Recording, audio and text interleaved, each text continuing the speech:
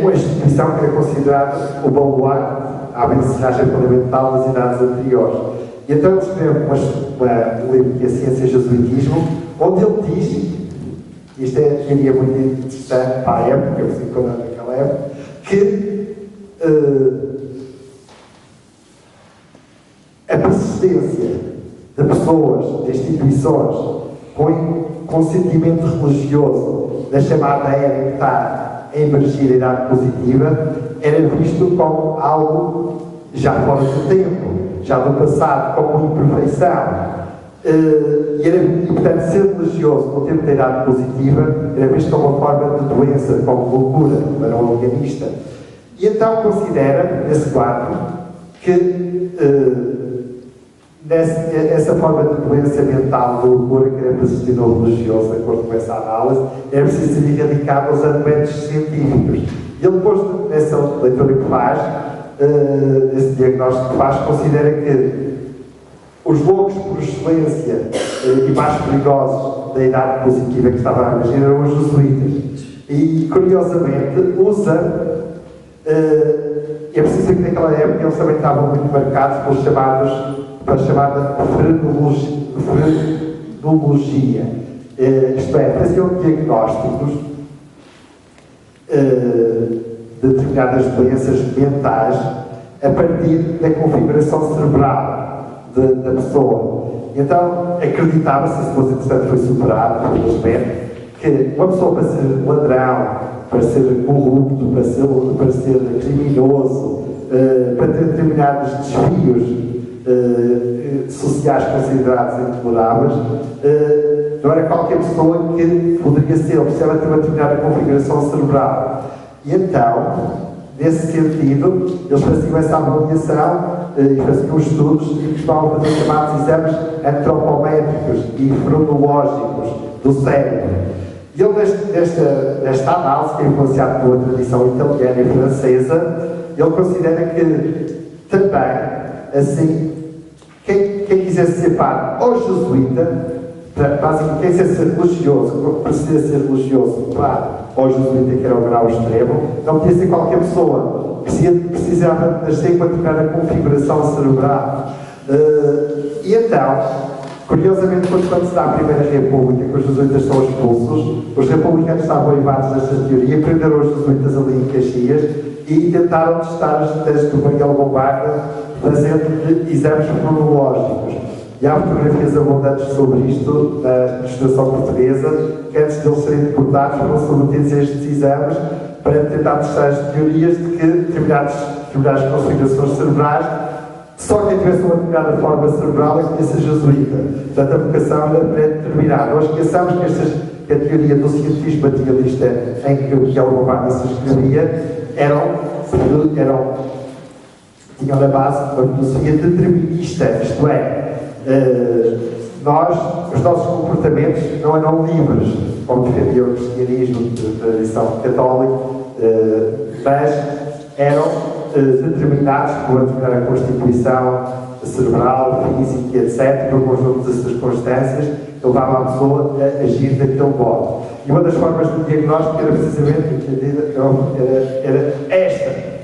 E, claro, então por isso é que ele diz que, a dada altura neste livro, para nós hoje, felizmente, superámos, e é preciso dizer que Miguel Bombarda estávamos num tempo em que estas teorias materialistas, etc., eram eugenistas.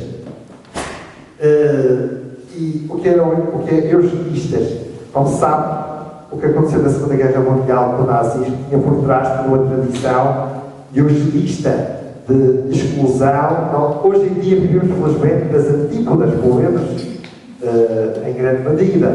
Nós hoje temos a ideia de uma educação que temos integrar os deficientes, aqueles que têm as limitações e, portanto, integrar todos a diferença, inclusive a mesma deficiência. Naquela época pensava-se precisamente o contrário. Acreditava-se que era preciso aperfeiçoar a sociedade e para isso era preciso intervir cientificamente para eliminar as imperfeições. E, portanto, Miguel Bombarda estava naquela corrente eugenista que defendia o melhoramento da espécie pela eliminação de tudo o que impedisse esse melhoramento que devia ser acelerado. E por isso ele defendia que os loucos, os criminosos, os deficientes, os cegos, etc., os menos inteligentes, pudessem ser segregados e até privados de serem reproduzidos, de se reproduzirem, precisamente para que houvesse uma seleção e uma evolução através dos melhores. E em relação aos jesuítas, ele também pensou o seguinte, ele diz a altura, é de admitir a necessidade do predomínio do resultado final de um cérebro congenicamente tarado.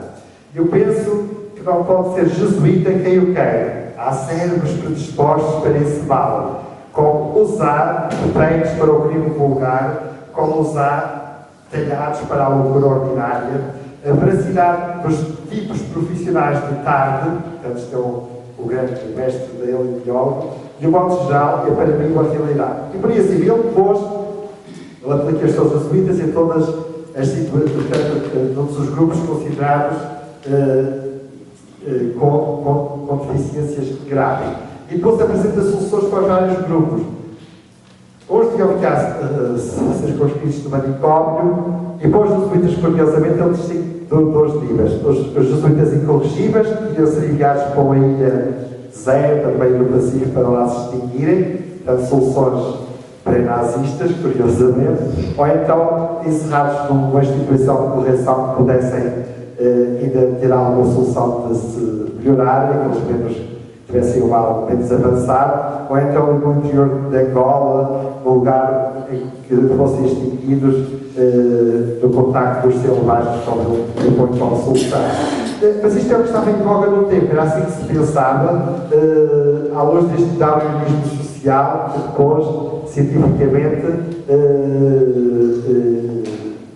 é pensado e acredita-se que a sociedade positiva precisa de considerar esta seleção. É por isso que a Primeira República, liderada por Afonso Costa, que também é um positivista jurídico, ao instalar a República, uma das primeiras grandes medidas que emitem no dia 8, 3 dias após a instituição da República, 3 dias depois, a 8 de outubro, a primeira grande medida é repor a lei com valida de expulsão dos jesuítas e expulsar as ordens religiosas que eram consideradas instituições que ainda por cima, na lógica também muito nacionalista do tempo, queimava os diferentes setores sociais e também os republicanos, achavam que as ordens religiosas eram internacionais, internacionalistas, ultramontanas, como se dizia então. O que é que significa a palavra ultramontana? Porque obedeciam ao poder que estava para além dos montes, para além dos Pirineus. Logo, em Roma, como se diretamente a Roma, porque já muitas ordens religiosas tinham o seu poder central em Roma e depois obedeciam diretamente ao Papa. E consideravam que isto era absolutamente intolerável, além de serem os baluartes da continuidade do chamado Estado religioso no estádio positivo. Então, o processo de separação da Igreja e Estado, de expulsão das ordens, visava, de acordo com aquela ideologia, acelerar o processo de emergência da idade positiva, tal modo que se atribui-se a Afonso Costa, uma conferência, uma afirmação que disse que o catolicismo e a religião, em 3 gerações, ia desaparecer da sociedade portuguesa, porque a República ia fazer esta aceleração da emergência da idade positiva. Muito bem, os jesuítas, portanto, são envolvidos nisto como os expoentes do passado, como um obstáculo ao progresso, à luz desta nova ideologia. No entanto, o combate aos jesuítas, que nessa altura assume esta fundamentação de caráter científico, vem muito de trás. E temos um momento grande desse ataque aos jesuítas, que acontece no tempo do Marquês de Pombal. E é 3 de setembro de 1759, o rei Dom José emite a lei de expulsão dos jesuítas, e onde diz outra coisa não muito espantosa, porque já leu aqui. Essa lei diz assim: nós, aconselhados pelos melhores pelos melhores conselheiros e tendo em conta a ponderação daquilo que vimos e observamos as notícias que chegaram, que é o que diz a lei de expulsão, depois também assinada pelo Condoeiras e Futuro Marquês de Pombal, respondeu as inquéritos dessa mesma lei, diz que se Portugal não expulsasse, e foi o primeiro a expulsar a Ordem dos Jesuítas, que era uma das ordens mais importantes a nível internacional, e que era impensável tocar os jesuítas, e então o rei de Portugal manda escrever assim: expulsou os jesuítas, porque se não o fizesse, a breve trecho, nem todos os exércitos das monarquias europeias católicas juntos, isto é, pensemos de Espanha, França, as grandes potências europeias, conseguiriam, a breve trecho, esmagar a emergência desse império oculto que estava a nascer a partir do Brasil e a dominar o mundo inteiro. E, portanto, mas aqui a lei também ajuda a construir o mito dos jesuítas. E, portanto, os jesuítas são expulsos, os colégios fechados, nas prisões, 200 e tal são presos, a começar pelos provinciais dos jesuítas, o chefe máximo, o Padre Alegria depois é queimado, que era a figura mais influente da época, e o resto dos jesuítas, que ao todo eram quase 1.700, que atuavam em Portugal e nos escritórios ultramarinos, dependentes da chamada assistência portuguesa da Companhia de Jesus, ligados à província portuguesa. Os outros são feitos em navios enviados para os Estados Pontifícios. E na sequência desta expulsão, Marquês de Pombal traduz um conjunto de uma propaganda intensa contra os jesuítas, nomeadamente a lei de expulsão foi traduzida em várias línguas, e na sequência ele consegue influenciar diplomaticamente a França, Espanha, os países que param bem aptos para, em 62 França, em 67 Espanha, em 67 e 78 param bem aptos, também para medidas de expulsão, e o Marquês de Pombal orgulha-se que foi pioneiro nesse processo e Portugal esteve à frente. Entretanto, através de um processo também diplomático intenso, em 1773, o Papa Clemente XIV, através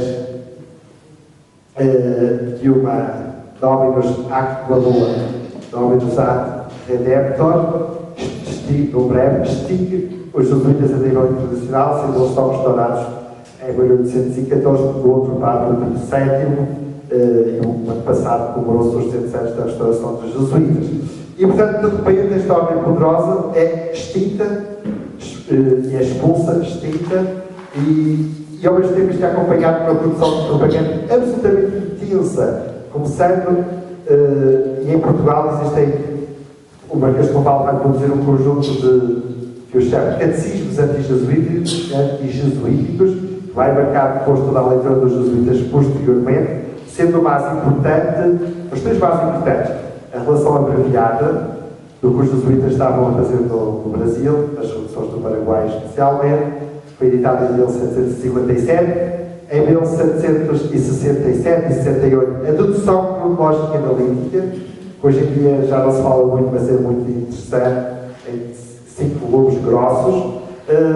Portanto, houve uma preocupação de produção de reconhecimento para atacar os jesuítas, e em 1772 foi feito um compêndio histórico da Universidade de Coimbra, que é realmente fortemente anti-jesuíta, e em 74 houve um regimento de Inquisição, que reforma a Inquisição, tentando mostrar que Portugal está a reformar-se para afastar todo o legado e toda a influência dos jesuítas.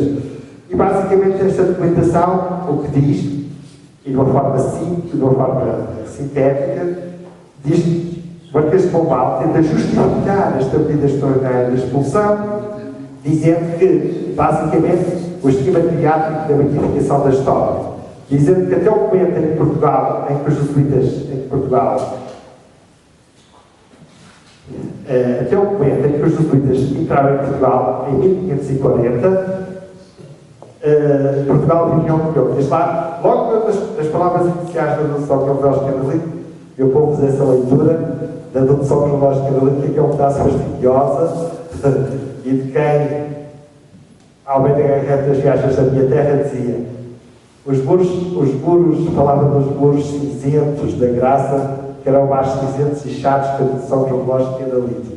Porque a dedução cronológica, além de ser muito fastidiosa, tem muitas notas de rodapé, mas basicamente a ideia fundamental é o seguinte: tenta-se recontar a história toda de Portugal, mostrando o seguinte: até o momento em que os jesuítas entraram em Portugal vivia um tempo de paz, prosperidade, as letras floresciam, a educação prosperava, Portugal estava na dianteira das nações do mundo e, portanto, era um país prestigiado e forte. A partir do momento em que os jesuítas entraram em Portugal, começou uma era de decadência, uma idade de ferro, em que as letras murcharam, as ciências decaíram e a educação passou a ser obscura e sem interesse, e Portugal definhou e perdeu a dianteira em relação à Europa.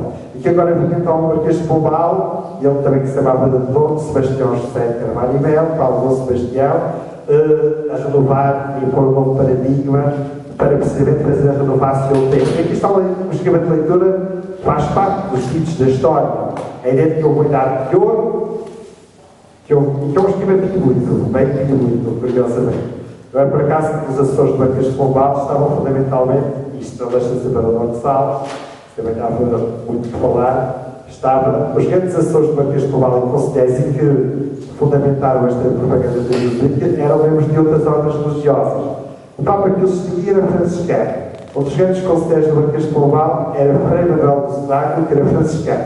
Outro importante que era Frei João de Nascida, que era dominicano, que foi o responsável por criar o plano da região, a primeira região de mercado de vinhos do mundo, foi a região de mercado dos vinhos do Porto. E estava o Frei Figueiredo, que era oratoriano, entre outros, várias ordens e também de padres diocesanos.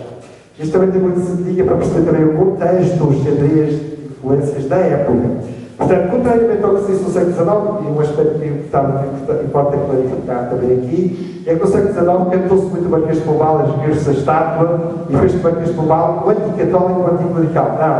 O Marquês de Pombal, quando caiu no poder em 1777, escreveu as apologias, defendendo dos que eu atacava, dizendo se ele o que era, dizendo que a pior ataque que queriam fazer é considerar anticatólico e anti-igreja. Ele disse que era um filho da igreja, tinha amado a igreja e depois justifica que expulsou os jesuítas por amor à igreja.